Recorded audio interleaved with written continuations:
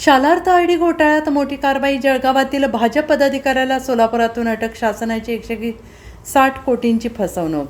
शिक्षण क्षेत्राला हादरवून सोडणाऱ्या शालार्थ आयडी घोटाळ्यात नाशिक गुन्हे शाखेने आत्तापर्यंतची सर्वात मोठी आणि धडक कारवाई केलेली आहे. या घोटाळ्यातील मुख्य संशयित आरोपी आणि भाजपचा पदाधिकारी असलेल्या संजय गरुड याला सोलापूर येथील एका फार्म हाऊसमधून नाशिक पोलिसांनी ताब्यात घेऊन अटक केलेली आहे. बनावट शालार्थ आदेशांच्या आधारे शासनाची तब्बल 160 कोटी रुपयांची आर्थिक फसवणूक केल्याचं तपासात उघडकीस आलेलं आहे आणि या संपूर्ण प्रकारात 1200 संशयित आरोपी निष्पन्न झालेले आहेत.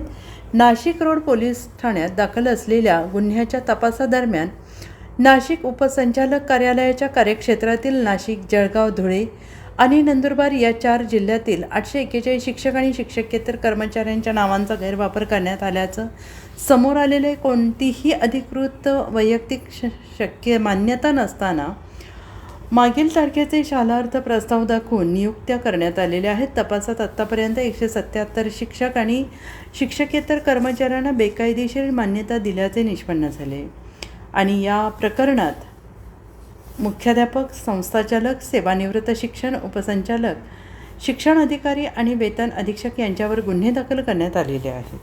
Bureau report, SBN Marathi.